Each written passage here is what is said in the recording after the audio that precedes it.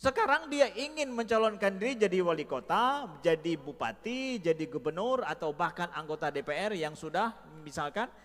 Jadi masyarakat kepercayaan terhadap orang itu lemah. Karena kepercayaan itu lemah, supaya dia terpilih harus seperti apa? Solidaritas. Hai nebantu lon kalinya, nebantu. Kalau memang dia orang bantu kita dulu, selama ini memang dia banyak menggemar membantu kita, saya yakin masyarakat Aceh, masyarakat Indonesia, lillahi ta'ala dia bantu. Betul-betul bantu loh, tidak perlu apa-apa. Saya yakin itu.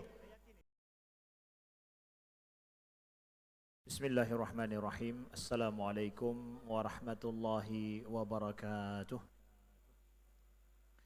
Alhamdulillahirabbil alamin, hamdan yuwafi ni'amahu wa yukafi'u mazidah. Allahumma salli wa sallim wa barik ala sayyidina Muhammadin wa ala alihi wa sahbihi wa sallim. Subhanaka la ilma lana illa ma 'allamtana innaka antal alimul hakim. Allahumma 'allimna ma yanfa'una wanfa'na bima 'allamtana wa zidna ilma. Rabbana innana amanna faghfir lana dhunubana wa qina adzaban nar. In uridu illa al-islaha mastata'tu wa ma taufiqi illa billah, amma ba'du. Para hadirin sidang jamaah salat maghrib dan isya Masjid Al-Ma'mur, Oman, Lamprit, Kota Banda Aceh yang Allah muliakan.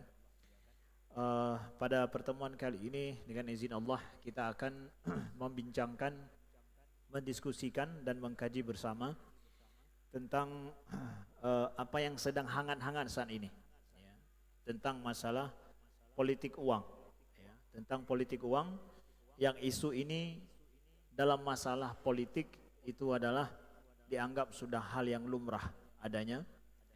Cuma saya ingin atau kita ingin mempertegas, menyampaikan dalam hal ini bahwa permasalahan politik uang ini yang akan kita bicarakan dengan makna definisi yang sangat sempit adalah karena kalau dikaji secara ilmu politik bahwa money politik ini punya definisi yang luas, banyak. Tapi yang kami maksudkan dalam pembahasan kita adalah tentang jual beli suara. Hanya dalam konteks ini kami berbicara tentang jual beli suara. Dan bagaimana praktek jual beli suara dalam pemilu ini terhadap suatu kandidat itu terjadi dan apa sebab daripada kejadian ini. Selaku seorang muslim dan juga kita selaku seorang yang punya sedikit pikiran dan nalar, kita semua bertanya-tanya kenapa ini bisa terjadi di negeri orang muslim, ya, di negeri seperti negeri kita ini, dan kita rasakan itu, tapi tidak begitu marak terjadi di negeri orang. Kenapa di negeri kita dan juga negeri yang semirip-mirip dengan negeri kita, negeri Filipina, ada juga negeri dunia ketiga, itu banyak terjadi yang seperti ini. Maka dari sini kami ingin mengangkat beberapa pijakan, ya, dalam hal ini. Yang pertama adalah yang akan kami sampaikan apa yang disebutkan oleh seorang ulama muslim terkenal, ulama dunia Islam terkenal, yaitu Syekh Muhammad Al-Ghazali, ya. Beliau mengarang sebuah kitab terkenal namanya Al-Fasad As-Siyasi fil Mujtama'at Al-Arabiyah wal Islamiyah. Kerusakan politik di dunia Arab dan juga dunia Islam, ya. Jadi saya mengutip perkataan beliau di sini sebagai landasan kenapa Ustadz ngomong ini di dalam masjid, yaitu beliau menyampaikan wahadi salbiyah fil fikri dini tarshahu lil mauti wala tuahiluhu lil hayah. Beliau menyampaikan bahwa di negeri kita permasalahan fikih yang kecil-kecil itu diangkat dan begitu sangat diperhatikan tentang masalah apa yang haram bagi seorang yang haid dan nifas, apa yang tidak boleh dilakukan, itu semua dipraktekkan. Tetapi dalam permasalahan yang lebih luas dan lebih besar itu kadang didiamkan, kata beliau. Apa contohnya?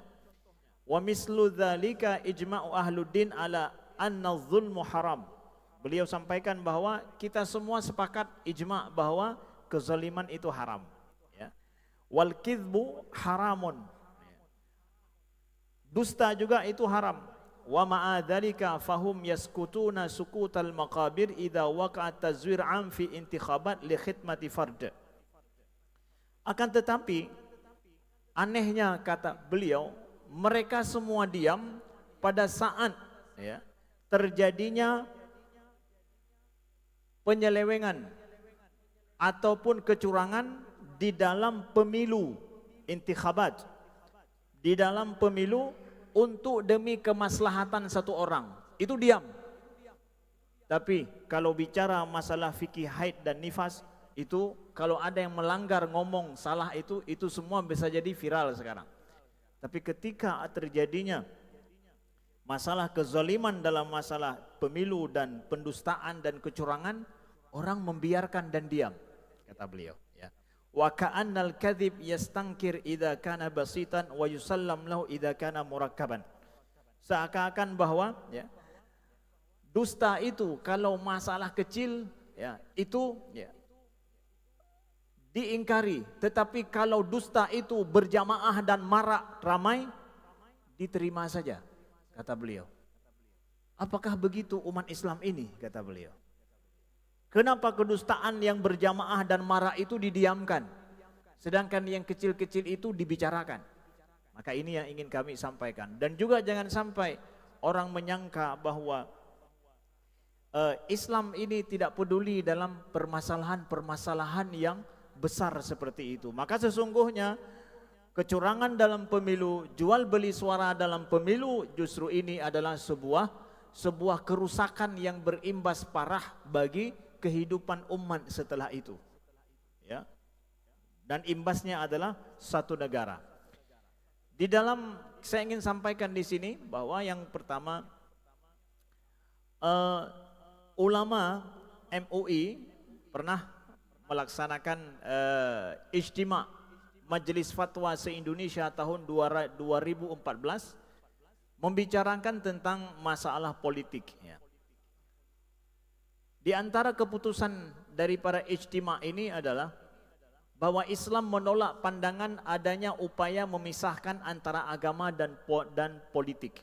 Itu ditolak. Hubungan agama dan negara adalah hubungan saling melengkapi. Politik dan kekuasaan dalam Islam ditujukan untuk menjamin tegaknya syariat dan terjamin urusan dunia. Politik dalam Islam adalah sarana untuk menegakkan keadilan, sarana amar ma'ruf nahi mungkar, dan sarana untuk menata kebutuhan hidup manusia secara menyeluruh. Ini adalah hasil keputusan ijtima' para ulama se-Indonesia. Ya, saya sampaikan kenapa maksud daripada politik dalam pandangan Islam. Agama dan simbol keagamaan tidak boleh hanya dijadikan kedok untuk menarik simpati dan pengaruh dari umat beragama serta untuk mencapai tujuan meraih kekuasaan semata. Politik juga tidak boleh dipahami hanya sebagai sarana meraih kekuasaan tanpa memperhatikan etika dan moral keagamaan.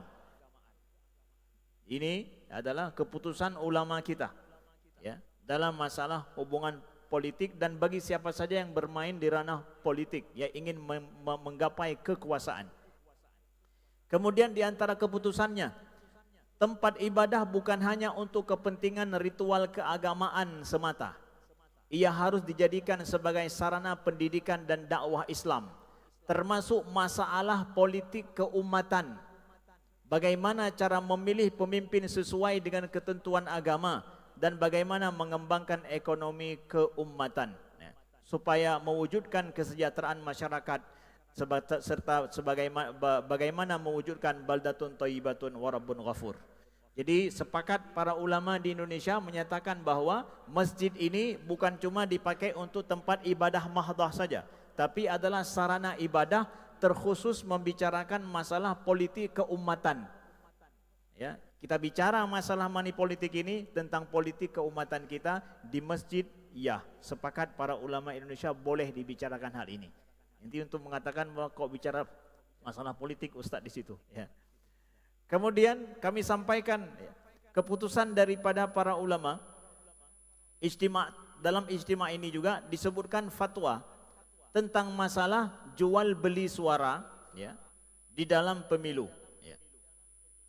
Keputusan ini yang pertama adalah suatu permintaan dan pemberian imbalan dalam bentuk apapun terhadap proses pencalonan seseorang sebagai pejabat publik, padahal diketahui hal itu memang menjadi tugas, tanggung jawab, kekuasaan dan kewenangannya, hukumnya haram karena masuk kategori riswah dan pembuka jalan menuju riswah atau suap. Kedua, meminta imbalan kepada seseorang yang akan diusung atau dipilih sebagai calon anggota legislatif, anggota lembaga negara, kepala pemerintahan, kepala daerah, dan jabatan publik lainnya. Padahal itu diketahui memang menjadi tugas dan tanggung jawab serta kewenangannya, maka hukumnya haram. 3. Memberi imbalan kepada seseorang yang akan mengusung sebagai calon anggota legislatif, anggota lembaga negara, kepala pemerintahan, kepala daerah, dan jabatan publik lainnya, padahal itu diketahui memang menjadi tugas dan tanggung jawab serta kewenangannya, maka hukumnya haram. 4. Imbalan yang diberikan dalam proses pencalonan atau pemilihan suatu jabatan tertentu tersebut dirampas dan digunakan untuk kepentingan kemaslahatan umum. Jadi yang imbalan yang diberikan untuk yang menentukan jabatan, ya, ini yang mau jadi bupati, wali kota dan gubernur, itu adalah jabatan.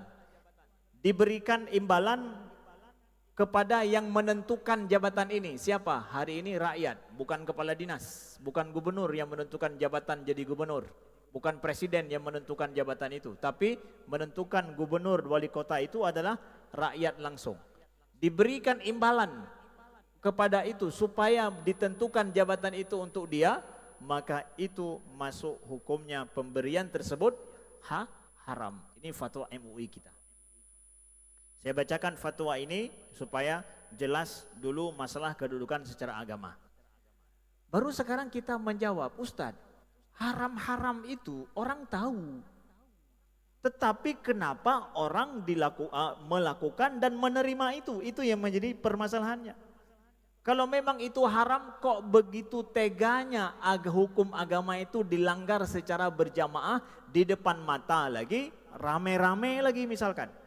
Ini yang menjadi penyakit, yang menjadi permasalahan yang akan kita bahas. Nah, maka saya akan membahasnya bukan atas nama pribadi, tetapi adalah atas nama secara ilmiahnya. Ya, kita akan tanya kepada pakar-pakar ilmu politik yang mereka mendalami permasalahan ini. Ternyata secara akademi memang sangat tidak begitu banyak tulisan-tulisan ilmiah tentang masalah money politik, tentang survei-survei tentang ini, ya. Tapi ada, ya.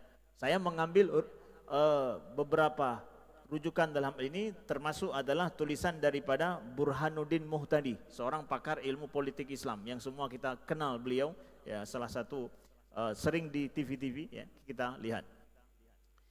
Beliau ada menyebutkan beberapa teori tentang kenapa money politik dalam artian bahwa jual beli suara, ya, jual beli suara ini terjadi, ya. Yang pertama adalah teorinya adalah patronase klientelisme, ya. Artinya apa? Teori ini menyatakan apa? Bahwa patronase klientisme adalah ada patron dan ada klien. Jadi adalah ada orang elit dan ada klien, ya. Menyebutkan apa? Bahwa dukungan atau sponsor yang diberikan oleh seorang elit politik kepada klien ataupun rakyat dalam bentuk uang, jabatan dan proyek dengan tujuan memperoleh kekuasaan, kekayaan dan status. Saya hanya menyampaikan tentang makna patron dan klien. Ini bahasa ilmiah, ya. Apa makna patron dan klien? Bahwa ada elit politik yang menjanjikan uang ataupun jabatan ataupun proyek kepada kliennya, yaitu rakyat yang memilihnya atau tokoh-tokoh lain yang memilihnya kalau dia nanti mendapatkan jabatan selaku kepala daerah. Nah, teori ini disebutkan kenapa terjadinya pemberian uang imbalan, jabatan, projek dan yang lainnya kepada klien oleh seorang elit demi untuk mendapatkan jabatan. Ada 3 teori dalam hal ini. Ya. Yang pertama adalah menyatakan bahwa ini sebabnya adalah karena pengaruh modernisasi. Bahwa jual beli suara untuk mendapatkan jabatan publik itu disebabkan karena negara tersebut adalah negara dunia ketiga, negara terbelakang, negara belum maju dianggap. Baru saja memulai kehidupan modern, ya, tapi belum betul-betul modern, ya. Jadi masih ada budaya-budaya primitif di antara mereka yang suka untuk jual beli seperti itu. Yang mentang primitif, saya mentang akai, mentang bangai primitif menan. Maka di lagi yang lagi nyan bahasa Aceh je. Dianggap ini masa pra-modernisme. Yang orang baru gecombe modern. Jadi hana gitu oh. Ini teori ini mengatakan sebabnya itu. Dianggap masyarakat yang masih marah itu belum mengetahui kehidupan dunia modern lagi. Masih ban menteng ke dunia modern. Ini teori yang pertama. Kalau kita mau percaya teori ini, berarti kita ini masih dunia ketiga, masih dunia belum maju, masih setengah primitif lah. Ya, golom asli betul-betul nanggro modern, golom lah. Man dapatih liurun-liurun yang menyai pegahnya, terserah urun-urun. Ya. Itu teori yang pertama dalam masalah patron klien ini. Ya. Yang kedua, menyatakan bahwa terjadinya jual beli suara antara klien dan juga dan para elit karena kebudayaan, bahwa menyatakan bahwa produk sosial budaya di mana kelompok tertentu punya keistimewaan memberi uang dan atau keuntungan sebagai imbalan atas jasa loyalitas pengikutnya. Yang kedua dikatakan sebab terjadinya jual beli suara itu budaya di suatu tempat karena balas jasa terhadap loyalitas para pengikut dan pendukung. Ya. Demi itu makanya budaya muncul di tempat itu, ya. Akhirnya mereka, ya, demi loyalitas yang telah didapatkan dari rakyat, maka dijuallah ataupun dibelilah suara itu atau diberikan imbalan atas itu. Tapi teori ini terbantahkan bahwa tidak semua negara seperti itu, ya, bahwa ada negara-negara yang punya budaya seperti itu, lambat laun budaya ini hilang. Terbantahkan, sebagaimana yang pertama tadi juga terbantahkan, ya, bahwa ada juga negara-negara maju, walaupun sudah maju, ada juga yang praktek jual beli suara, ada juga. Nah, itu 2 teori ini ada yang membantahnya. Teori yang ketiga adalah institusionalis. Jadi adalah institusi, ya. Bahwa desain institusi politik berpengaruh pada praktik klientisme, misalnya pemilu yang kompetitif multipartai. Politisi yang integrasi sistem politiknya buruk, pembelahan etnik yang kuat, ekonomi yang lemah. Teori yang ketiga apa? Institusi politik yang menyebabkan orang jual beli suara. Nah, jadi bukan pada budaya, bukan kondisi pramodern sebuah negara, bukan sebuah masyarakat. Tapi apa? Memang desain institusi politik negara itu yang menyebabkan orang jual beli itu suara. Gimana maksudnya? Negara kita dalam pemilu itu sangat kompetitif dan multipartai, partainya banyak, ya. Multipartai dan kompetitif, saling bersaing, ya. Ditambah lagi dengan sistem politik negeri kita buruk, ada etnik, ekonomi juga lemah. Udah sistem politik berkompetisi, ekonomi juga lemah, partainya banyak. Kalau orang cuma 2-3 partai saja, ini kita ada banyak partai. Jadi desain institusi politik negeri kita itu yang membuat kecenderungan jual beli itu terjadi. Nah, ini secara ilmiahnya kita sampaikan. Jadi kita lihat secara ilmiah, secara menyeluruh. Ada beberapa teori ini, institusi ini juga menjadi teori yang kuat kenapa orang jual beli. Nah, kemudian yang keempat, teori lain di luar daripada teori klientisme ini adalah teori ini menyebutkan permasalahan identitas partai. Teori identitas partai. Kenapa jual beli politik ini terjadi? Teori yang keempat ini menyatakan gara-gara identitas partai tidak jelas. Ya. Identitas partai tidak jelas, semakin besar pemilih yang merasa dekat dengan partai tertentu, maka stabilitas elektoral partai semakin terjaga. Sebaliknya, semakin sedikit pemilih yang mengidentikkan dirinya dengan partai, semakin tidak stabil dukungan elektoral. Penjelasannya seperti apa? Begini, di negara-negara tertentu, partai itu mewakili sebuah identitas. Misalkan ada partai Marxisme, ada partai kiri, ada partai kanan, ya. Ada partai sosialis, ya. Ada juga partai yang misalkan Kristen, ya. Jelas beda-beda dia, ya. Jadi identitas setiap partai jelas. Ini memperjuangkan apa? Ini memperjuangkan apa? Republika misalkan di Amerika dengan liberal, dengan partai Demokrat. Ini dua identitas yang berbeda. Republika orang yang sangat anti dengan orang luar, pikir draw, ya. Sedangkan orang Demokrat menghargai orang luar. Banyak orang-orang pendatang luar itu diberikan hak. Sedangkan orang Republika tidak. Maka rakyat melihat mereka itu identitas mereka lebih dekat dengan partai mana. Maka mereka kemudian mendekatkan diri dengan partai itu. Partai ini mewakili diri saya. Maka mereka masuk partai itu dan mendukung karena itu mewakili dia. Di Indonesia ini kabur. Mau dukung partai mana? Mewakili apa dari partai-partai? Tidak ada. Identitas partainya kabur. Gara-gara identitas partai tidak jelas, jadi orang akhirnya menjadikan partai itu sebagai pelengkap untuk ikut pemilu. Ini menurut teori ini bukan kata-kata saya, dalam teori ini diperjelaskan. Akhirnya orang tidak memegang kepada partai, memegang kepada figur yang diangkat oleh partai. Jadi dari identitas partai karena tidak ada, orang akhirnya memilih kepada figur, bukan partainya, tapi figurnya. Ya, figur, ya. Dan figur ini menjadikan partai ini hanya sebagai alat dia untuk mendapatkan kekuasaan, dan ini terjadi di Indonesia.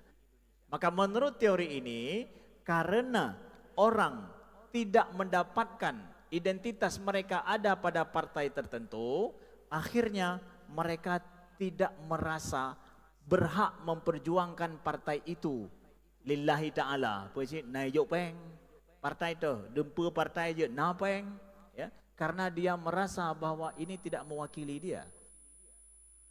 Figur yang mewakili dia, figur juga permasalahannya, figur ini juga kadang tidak dikenal. Akhirnya apa yang menjadikan orang merasa terwakili oleh partai dan oleh figur? Tidak ada. Jadi lo menturun apa kawan? Hana apa cik? Nah, ini dia. Penyebab menurut teori yang nomor 4 ini adalah penyebab terjadinya transaksional. Yaitu terjadinya jual beli suara.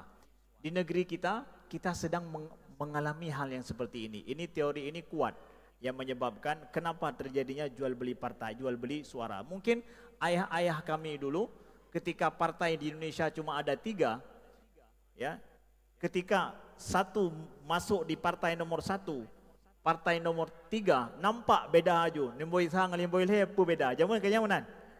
Jadi yang mendukung nomor 1 dia dapatkan dirinya nomor 1 memang harus nomor 1. Kalau enggak bisa. Enggak perlu pakai duit. Tidak marak duit yang dibagi-bagi seperti sekarang mungkin, ya.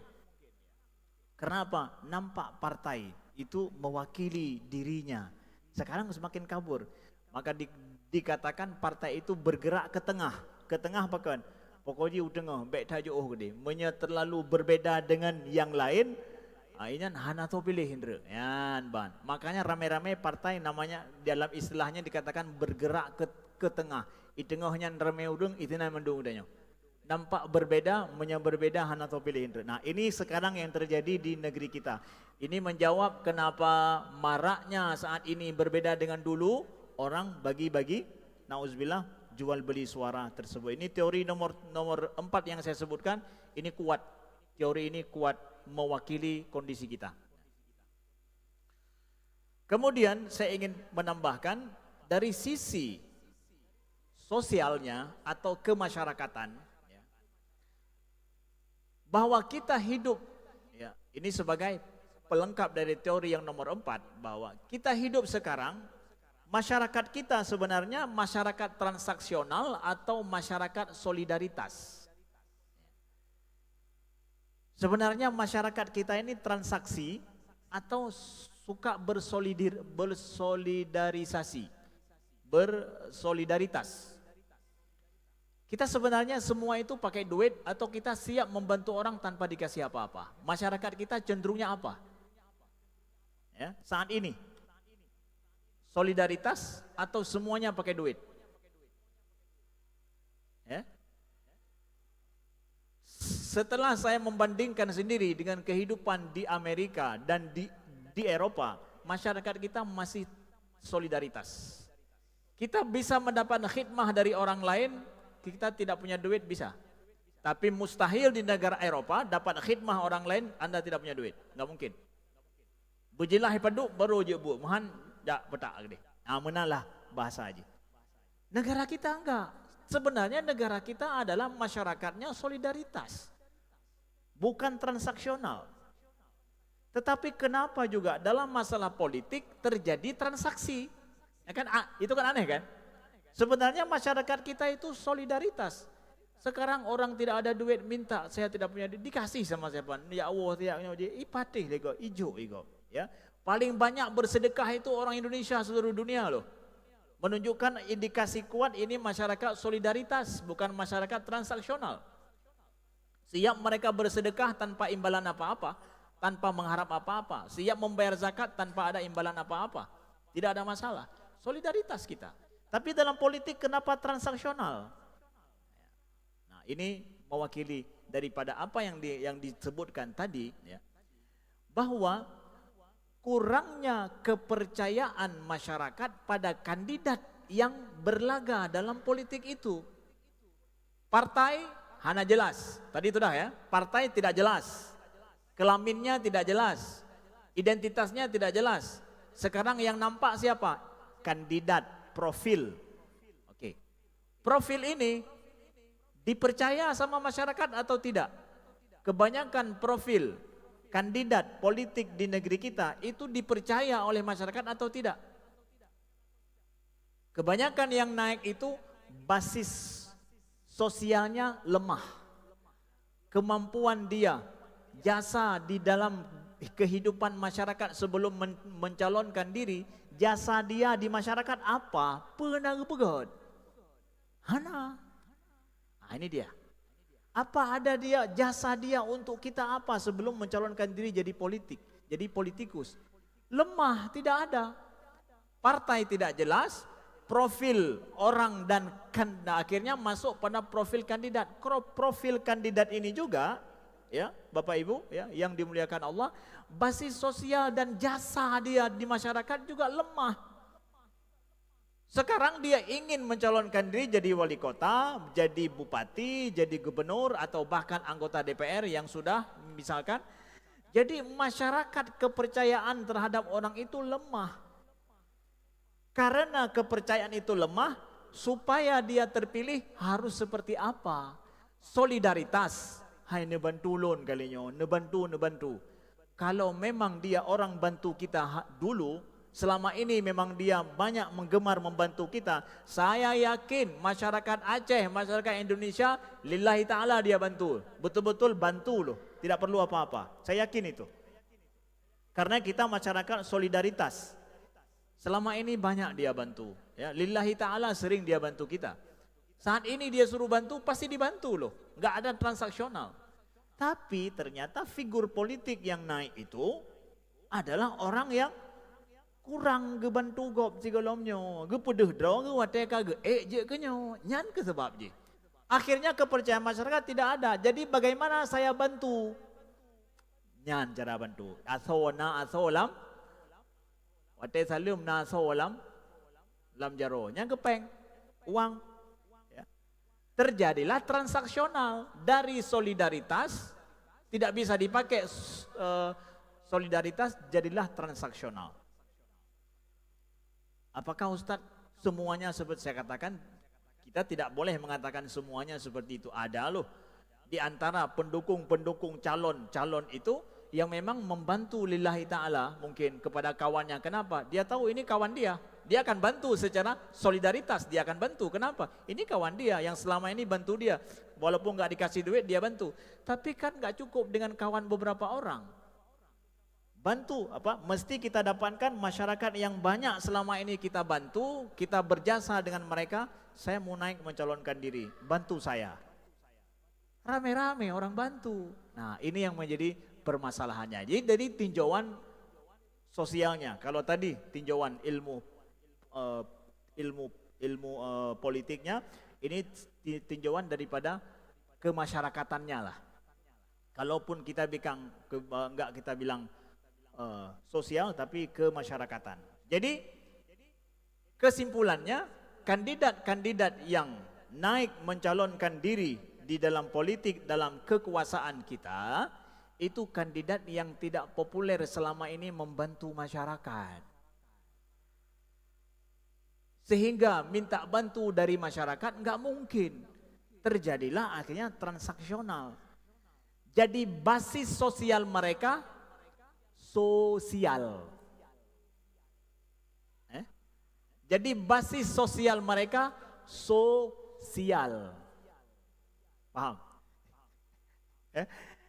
Jadi sebenarnya orang naik politik itu harus kuat basis sosialnya kan? Tapi ternyata basis sosialnya sosial. Paham? Sial sekali. Makanya saya pergi kemarin di Malaysia, saya banyak memakai kata-kata sosial ya. Mereka bilang, Ustadz di Malaysia ini kurang disukai kata-kata itu. Kenapa? Lebih sering dipakai kemasyarakatan. Apa sebabnya? Karena sosial itu identik dengan sosial. Paham? Siaidhat ya. So itu terlalu bahasa Inggrisnya ya. Sial itu bahasa Indonesia, jadi terlalu sial. Jadi basis sosial orang saya katakan bahwa basis sosial kandidat-kandidat ini adalah sosial. Tidak terlalu berbasis. Nah, begitu. Saudaraku yang dimuliakan Allah. Nah, jadi itu beberapa gambaran. Nah, yang perlu kita pahami. Maka pertanyaannya sekarang, solusinya itu bagaimana Ustadz? Kita tahu bahwa negara Indonesia kita ini dalam masalah politik masih sangat muda sekali. Dianggap bahwa sejarah perpolitikan negara kita masih sangat muda sekali. Ya, pengalamannya masih belum begitu banyak. Belum sampai 1 abad lagi. Negara lain yang sudah mampan hari ini sudah mereka perpolitikan mereka sudah 2 abad hidup mereka dengan politik yang seperti ini. Nah, maka negara kita juga akan nanti suatu saat akan sampai kepada bentuk daripada perpolitikan yang sehat, yang sesuai dengan nafas Islam. Maka pertanyaan sekarang, mampu tidak kekuatan Islam dan iman dan akhlak Islam di negeri kita ini yang dianut oleh penduduknya mampu mempercepat terjadinya politik Islam, politik di negeri kita yang sehat dan amanah dan adil? Mampu tidak? Sejauh mana selama ini ajaran Islam secara keimanan dan akhlak itu mempengaruhi, meminimalisir terjadinya politik uang? Ini mohon jadi tesis ataupun mohon jadi skripsi kalian adik-adik. Ya, buat analisis secara baik dan juga penelitian secara baik. Sejauh mana? Ya, sejauh mana? Pertanyaannya ini. Sejauh mana akidah keimanan yang dianut oleh masyarakat Aceh, boleh juga sampelnya adalah masyarakat Aceh, itu mampu mempercepat atau meminimalisir terjadinya politik uang di masyarakat? Mampu tidak? Bisa enggak kita mengandalkan keyakinan masyarakat dan moral akhlak masyarakat Aceh yang berbasis kepada Islam itu bisa kita andalkan untuk menangkal politik uang ke depan. Ini sedang terjadi seperti ini, seperti mana kita gambarkan tadi, cit lagenyan kejadian saatnya. Mampu tidak? Apa yang dikatakan oleh Islam tentang permasalahan ini selanjutnya, ada enggak ajaran-ajaran Islam yang bisa kita jadikan sebagai basis ataupun sebagai referensi untuk menakar politik uang ini? Nantikan pada episode yang selanjutnya. Sekian, terima kasih. Subhanakallahumma wa bihamdika, asyhadu an la ilaha illa anta, astaghfiruka wa atubu ilaika. Wassalamualaikum warahmatullahi wabarakatuh.